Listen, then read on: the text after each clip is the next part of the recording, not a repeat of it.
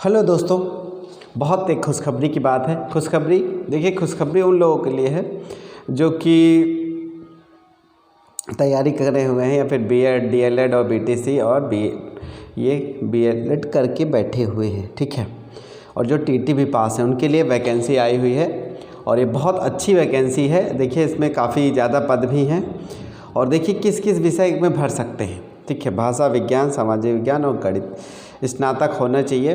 और देखिए, मैं हर चीज़ लिखी, आयु सीमा भी है आगामी विज्ञापन के अनुसार, ठीक है।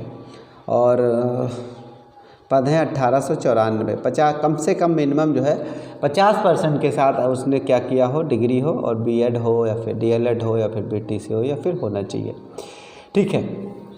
प्रथम प्रश्न पत्र में क्या आएगा, सामान्य ज्ञान 50% प्रश्न आएंगे, ठीक है। और फिर भाषा में संस्कृत, हिंदी, अंग्रेजी एक भाषा का चयन करना। सामान्य ज्ञान में 50 प्रश्न हैं, अनिवार्य सबको करने ही करने हैं। फिर दूसरी में है भाषा आपको। द्वितीय प्रश्न में शौक होगा, वैकल्पिक होगा। प्रधानाचार्य के लिए 5 वर्ष का प्रशासनिक क्षमता का ज्ञान होना चाहिए। आवेदन 22 फरवरी से प्रारंभ हो रहा है और एडमिट कार्ड 5 अप्रैल को आएगा और परीक्षा होगी 11 अप्रैल को, रिजल्ट आ जाएगा 11 मई को। तो ये टोटल तरीके से आ गया है, ठीक है। ये तो नॉर्मल, ये भाई साहब जिन्होंने बनाया हुआ है, इन्होंने अपने कॉपीराइट का लोगो भी लगा रखा है। यूज़फुल था, सबके लिए आ सकता है, मतलब सबके फ़ायदेमंद की बात थी, तो मैंने सोचा इनका लोगो ले लेता हूँ और काम आता है। चलिए, ये बात थी, इन्होंने बनाया है। देखिए, फ़ीस भी दी गई है 750 रुपये सामान्य ओबीसी के लिए है और एसटी यानी अनुसूचित जाति या जनजाति के लिए 450 रुपये का, ठीक है। तो चलिए आगे चलते हैं। अब हम बात करते हैं आगे, ठीक है। अब आगे देखिए क्या क्या है इसमें विशेष तरीके से और हम इसके डीपली जाते हैं। एडेड जूनियर, ठीक है, ये हम लोग ऊपर वाला पढ़ रहे हैं। एडेड जूनियर हाई स्कूल में प्रधानाध्यापक सहायक पद पर भर्ती हेतु 11 फरवरी की होगी परीक्षा। 11 अप्रैल को होगी परीक्षा, यानी 11 अप्रैल को है, ठीक है। 11 अप्रैल को होगी परीक्षा। एडेड जूनियर हाई स्कूल में कितने पद हैं, 894 पद हैं। 22 फरवरी से आवेदन होंगे और परीक्षा जो होगी 11 अप्रैल को होगी। एडेड जूनियर समझते हैं, एडेड जूनियर का मतलब है जो सरकारी, जो प्राइवेट थे उन्होंने एडेड हो गए हैं, सरकारी या सरकारी कह सकते हैं उनको, हो गए हैं। प्रधानाध्यापक, सहायक अध्यापक की अलग लिखित परीक्षा के बारे में पूरी जानकारी ये है, ठीक है। ये भी मैंने कहीं से लिया हुआ है, मैंने खुद लिखा नहीं है, तो मैं क्रेडिट खुद को नहीं देना चाहूँगा, बट मुझे मिला तो मैंने सोचा चलो किसी के काम आ जाएगा, अगर एक दो को भी काम आ जाएगा तो उसका फ़ायदा होना है। प्रयागराज, ठीक है, प्रयागराज द्वारा कहीं है। प्रदेश में 3049 अशासकीय सहायता प्राप्त जूनियर हाई स्कूलों के लिए शिक्षक भर्ती की लिखित परीक्षा 11 अप्रैल को होगी। प्रधानाध्यापक के 390 और सहायक अध्यापक के 1504 सहित कुल 1894 पदों की परीक्षा अलग अलग कराई जाएगी। 2.5 घंटे की परीक्षा में कुल 150 प्रश्न पूछे जाएंगे। शासन ने भर्ती के समय सारणी एवं पाठ्यक्रम जारी कर दिया है। विज्ञापन 18 फरवरी को होगा, जबकि ऑनलाइन आवेदन 22 फरवरी से लिया जाएगा, ठीक है। तो ये हो गई बात। चलिए आगे चलते हैं, क्या है आगे क्या है। प्रदेश सरकार ने 4 दिसंबर 2019 को उत्तर प्रदेश की मान्यता प्राप्त basic school, junior high school अध्यापकों की भर्ती एवं सेवा के 7वें संशोधन को मंजूरी दी थी। विशेष सचिव आरबी सिंह ने भर्ती के नियम और पाठ्यक्रम के साथ समय सारणी जारी कर दी थी। कट ऑफ अंक तय, ठीक है। भर्ती के उत्तीर्ण अंक तय हैं। सामान्य वर्ग कट ऑफ 65 और आरक्षित के लिए 60 है। और उत्तर प्रदेश मान्यता प्राप्त बेसिक स्कूल अध्यापक भर्ती एवं सेवा नियमावली 1978 7वां संशोधन के अनुसार में तैयार की जाएगी। 2.5 घंटे की परीक्षा, 2.5 घंटे की परीक्षा में 150 प्रश्न आएंगे आपके, ठीक है। भाषा विज्ञान, गणित और सामाजिक विज्ञान पर विशेष जोर है। सहायक अध्यापक चयन के लिए भाषा, गणित, विज्ञान और सामाजिक विज्ञान आएंगे। तो ये जो 4 विषय हैं, भाषा, गणित और विज्ञान, सामाजिक विज्ञान, ये आपका आने वाला है 4 विषय। अभ्यर्थी को इन चारों विकल्पों में से एक को चुनना होगा, ठीक है। वहीं सामान्य अध्ययन प्रश्न पत्र होंगे। देखिए एक बार बिल्कुल क्लियर कर लीजिए। सहायक अध्यापक चयन के लिए भाषा, गणित व सामाजिक विषय के स्नातक स्तरीय पाठ्यक्रम की लिखित परीक्षा होगी। अभ्यर्थी को इन 4 विकल्पों में से एक को चुनना है, भाषा का या गणित का। अध्यापक की बात हो रही है, या तो भाषा का होगा, या तो विज्ञान का होगा, या तो गणित का होगा, या सामाजिक विषय का, वे एक ही विषय होगा। और समान ज्ञान का पेपर सबको देना होगा, ठीक है। वहीं समान ज्ञान अध्ययन का प्रश्न सभी के लिए अनिवार्य होगा। और भाषा में भी संस्कृत, हिंदी, उर्दू, अंग्रेजी में से किसी एक का चयन होगा। पहले प्रश्न पत्र में यानी समान ज्ञान में आएंगे आपके कितने 50 प्रश्न। चले आगे, 50 प्रश्न आएंगे, 50 प्रश्न आएंगे। और ये देखिए आपके 50 प्रश्न आएंगे समान ज्ञान में, और दूसरे में आएंगे 100 प्रश्न आएंगे, ठीक है। इन्हीं विषयों के पाठ्यक्रम जारी किया गया है। ओमार बहुविकल्पीय होंगे, ठीक, ओमार पर बहुविकल्पीय होंगे। भर्ती परीक्षा में बहुविकल्पीय प्रश्न होंगे। इम्तिहान ओमार से कराया जाएगा। दोनों पदों के लिए शिक्षक पात्रता परीक्षा से उच्च स्तरीय परीक्षा होगी। प्रधानाध्यापक व सहायक अध्यापक की परीक्षा में प्रश्न पत्र की कठिनाई स्तर स्नातक होगा, ठीक है। स्नातक का होगा, मतलब लेवल होगा उसका स्नातक का जो परीक्षा होगी। भर्ती चयन में निदेशालय स्तर पर होगा, ठीक है। प्रधानाध्यापक, देखिए प्रधानाध्यापक के लिए क्या कहा गया है। प्रधानाध्यापक के लिए क्या कहा गया है कि 5 वर्ष का होना चाहिए उसको अनुभव। 5 वर्ष का अनुभव होना अनिवार्य है। अभ्यर्थियों को विद्यालय प्रबंधन का भी ज्ञान होना चाहिए। और परीक्षा में प्रबंधन से संबंधित 50 प्रश्न पूछे जाएंगे। इसकी अवधि 1 घंटा होगी, ठीक है। इस चीज़ को क्लियर कर लिए। प्रधानाध्यापक का 1 घंटे होगा। दोनों पदों के लिए अलग अलग आवेदन लिए जाएंगे। उन्हें एक ही ऑनलाइन आवेदन में दोनों प्रश्न पत्रों के चयन सुविधा दी जाएगी, ठीक है। एक ही आवेदन में आप कर सकते हैं। उत्तर प्रदेश के एडेड जूनियर हाई स्कूल में प्रधानाध्यापक व सहायक अध्यापक के रिक्त 1994 पदों के लिए 22 फरवरी तक आवेदन लिए जाएंगे। 11 अप्रैल को इसके लिए लिखित परीक्षा होगी और रिजल्ट 11 मई को घोषित किया जाएगा, ठीक है। रिजल्ट जो है 11 मई को घोषित किया जाएगा। आगे चलते हैं हम लोग। यूपीटीटी 2020 इस परीक्षा के बाद की कराई जाएगी।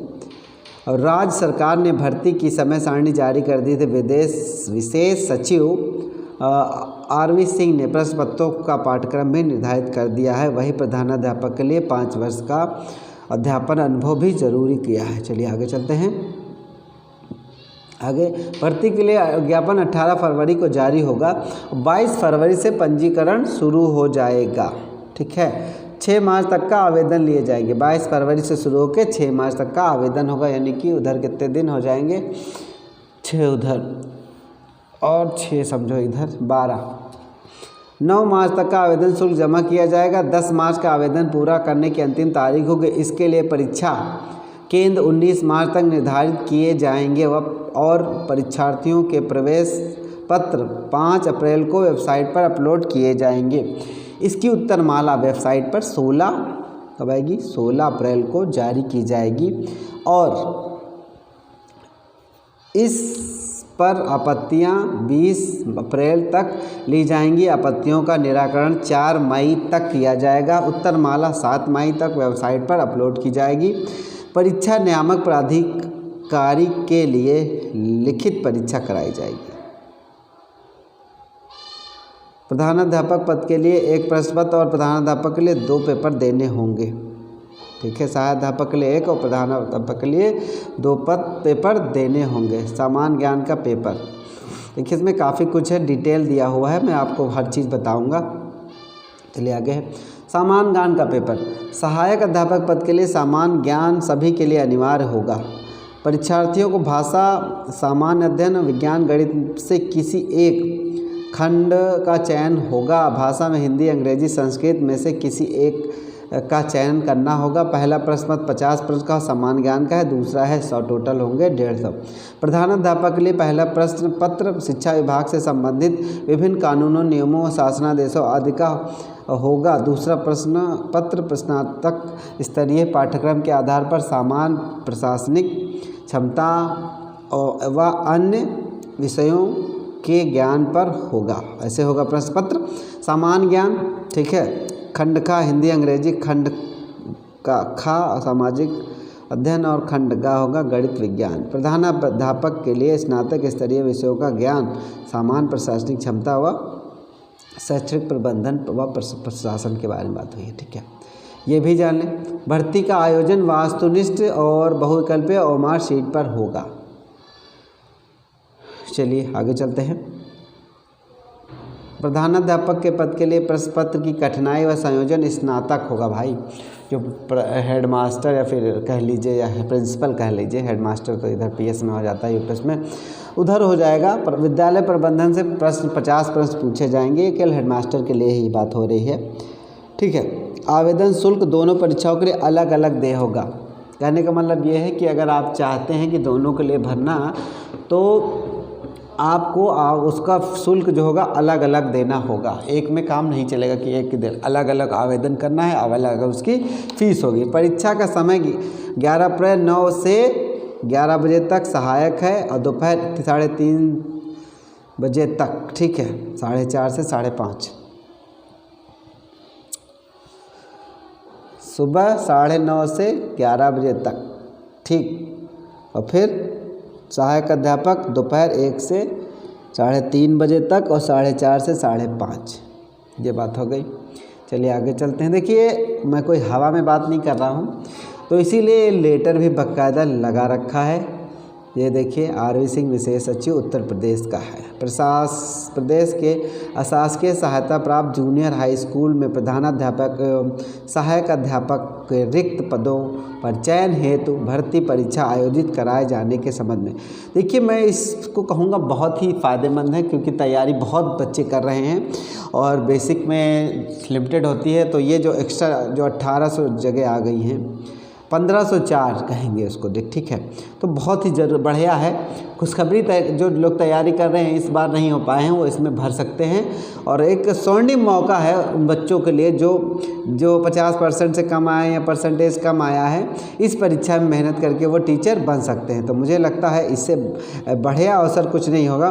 तो बाकी चीज़ें वही हैं, मैं आपको कुछ चीज़ें और बता सकता हूँ। समान ज्ञान क्या क्या आ सकता है आपका समान ज्ञान के अंतर्गत, ठीक है। इसमें बाकायदा कोर्स दिया हुआ है, अगर आप चाहें तो मैं कोर्स को पढ़ के बता सकता हूँ आसानी से कि क्या क्या आ सकता है।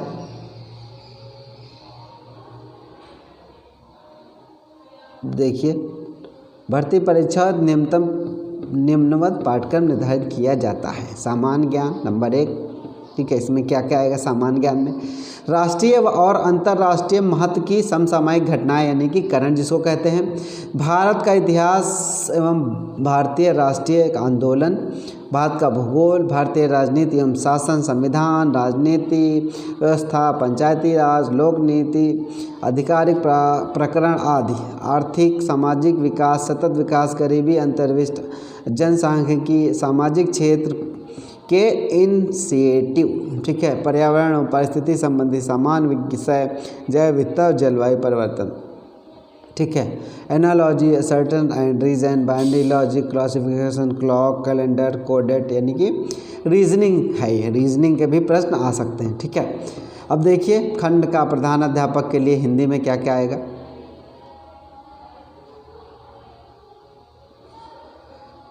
हिंदी में देखिए क्या आएगा। हिंदी में हिंदी साहित्य, भाषा का इतिहास, व्याकरण व अपठित गद्यांश, पद्यांश, प्रमुख लेखकों, कवि को समान परिचय, उनकी रचनाएं। इंग्लिश में क्या, history of English literature and language, grammar आएगी और अनसीन पैसेज आएगा, ठीक है, ये सब होगा। आगे चलते हैं। संस्कृत की भी बात होगी तो संस्कृत भाषा, साहित्य, इतिहास की जानकारी, व्याकरण, अपठित गद्यांश, पद्यांश, प्रमुख लेखक, कवि, उनके नाम। और फिर खा सामाजिक अध्ययन में क्या क्या आएगा, देखिए कितना बड़ा कोर्स है। एक एक चीज़ आप कहिए तो मैं पढ़ ही देता हूँ। कितना समय हो गया है देखें इस वीडियो का, 15 मिनट हो चुका है। फ़िलहाल मैं इसको डाल दे रहा हूँ, अगर आप चाहें तो इसको रोक के आराम से पढ़ लीजिएगा। खंड खा सामाजिक विषय के सामाजिक अध्ययन के बारे में है। इसमें क्या क्या कोर्स आएगा, किस चीज़ के जो टॉपिक के बारे में पूछेगा, इस चीज़ की पूरी जानकारी दी हुई है। अब इससे ज़्यादा सार क्या मैं दे सकता हूँ आपको भाई। बाकायदा लेटर है वहाँ का, विज्ञप्ति का, तो इसमें देख लीजिए। खंड खा में विषय में बिल्कुल बहुत निचोड़ दिया गया है। इतिहास और भूगोल कायदे से पूछा जाने वाला है। और इंटर नहीं, स्नातक स्तरीय आएगा ये, इस चीज़ को क्लियर रखना है। स्नातक स्तर रहेगा इसका एग्ज़ाम का, और उसी हिसाब से पढ़ना होगा। तो चलिए, खा में ये आ जाएगा, इतिहास भूगोल कहाँ तक का आएगा। गणित में देख लीजिए क्या क्या आएगा।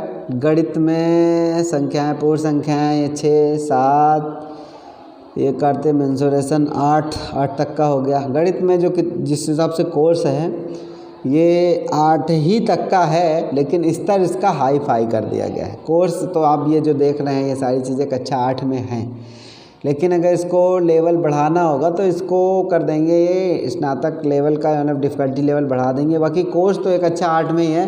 कक्षा 8 की किताब अगर आप देख लो तो फिर आपको ये सब कुछ वही मिलेगा, क्योंकि मैं पढ़ा रहा हूँ ना जूनियर में, तो मुझे पता है। चलिए एक काम करता हूँ, मैं खंड खा में भी बता देता हूँ आपको ये किस स्तर का कोर्स है। इतिहास जानने के स्रोत, पाषाणकालीन, ताम्रकालीन, 6ठी शताब्दी, भारत के प्रारंभिक राज्य, भारत में मौर्य साम्राज्य, उत्तर, ये कुल मिला के 6, 7, 8 का कोर्स है।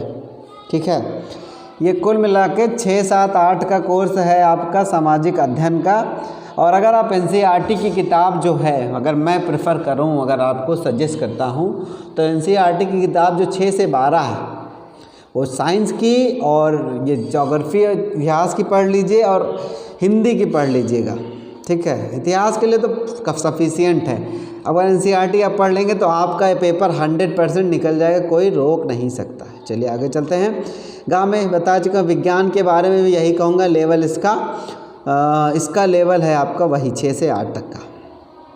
चलिए आगे चलते हैं। शैक्षिक प्रबंधन के बारे में बात कर लेते हैं, 8वीं बात है। ठीक है, तो ये देखिए, इसके बारे में ज़्यादा विशेष जानकारी नहीं है मुझे, लेकिन अगर कोई टीचर इसको भरना चाहे तो भर सकता है। ठीक है, इसको टीचर के लिए आसान होगा अगर उसको एक्सपीरियंस है। कई टीचर होंगे जो पढ़ा रहे होंगे बीएड के प्राइवेट स्कूलों में, उनके लिए बहुत बढ़िया अवसर है। तो देखिए विज्ञापन, एक बार मैं फिर से बता रहा हूँ, विज्ञापन 18 को आने वाला है। ऑनलाइन आवेदन रजिस्ट्रेशन शुरू होंगे 22 को, और रजिस्ट्रेशन की तारीख है 8 मार्च, और अंतिम जो शुल्क जमा होगा 9 तक जमा करने का अंतिम तारीख है ये। ठीक है, और रजिस्ट्रेशन की अंतिम तारीख 8 मार्च है, और आवेदन पूर्ण करने का है 10 मार्च, और परीक्षा होगी आपको 11 अप्रैल को। ठीक है, तो इस तरीके का पूरा डिटेल है। मैं तो चाहूँगा अगर टीचर नहीं होता, ऐसे काम नहीं कर रहा होता, तो मैं एक बार भर देता। ठीक है, और इसमें कई सारी जानकारियाँ हैं, और मैं बता देता हूँ। निर्धारित करेगी तो परीक्षा केंद्र की तिथि, ये सब आपके मैटर की चीज़ नहीं है, आपको बिल्कुल जानने की ज़रूरत नहीं है। परीक्षा तिथि के बारे में जान लिए। सहायक अध्यापक की परीक्षा होगी 9 से 11, प्रधानाध्यापक की होगी 1 से 3:30। कहने का मतलब है आप दोनों दे सकते हो, एक दिन में ही परीक्षा होंगी, तो 9 से 11, 11:30 वो देख सकते हो, फिर 1 बजे से 3:30 वो दे सकते हो, और फिर आपकी ये द्वितीय प्रश्न पत्र का जो समय होगा वो 4:30 से हो जाएगा 5:30, यानी मतलब भर का गैप आपको दोनों परीक्षाओं में एक आदमी आसानी से भर सकता है। तो बहुत बढ़िया चीज़ है कि एक आदमी दोनों आवेदन कर दे। ठीक है, परीक्षा समाप्ति के उपरांत के बाद मार्कशीट या ये सब आपको ज़रूरत नहीं है, या आपकी काम करनी है, बिल्कुल नहीं है। लिखित परीक्षा का उत्तर माला आपको 18 अप्रैल को आ जानी है, 11 अप्रैल को पेपर होगा तो आ जाएगी। और आपत्ति वगैरह का भी है कि इससे अभी क्या ज़रूरत है, जब आप पेपर दोगे तो होगा। तो इस तरीके से आपको बहुत मज़ा आने वाला है। आपको ये पेपर अगर आप दे लेंगे तो बहुत ही इंटरेस्टिंग चीज़ है। बहुत अगर मैं सजेस्ट करूंगा कि कैसे परीक्षा आप निकाल सकते हैं, तो मैं ये कहूँगा NCERT पढ़ लीजिए, इतिहास और भूगोल की 6 से 12, विज्ञान पढ़ लीजिए 6 से 12, और आपका पेपर बिल्कुल समझ लीजिए निकल जाएगा। बाकी करंट तो आपको पढ़ना ही पड़ेगा, लेकिन आपका अगर जो पेपर वैसा ही है तो मुझे 100% यकीन है कि आपको कैसे निकल जाएगा। तो दोस्तों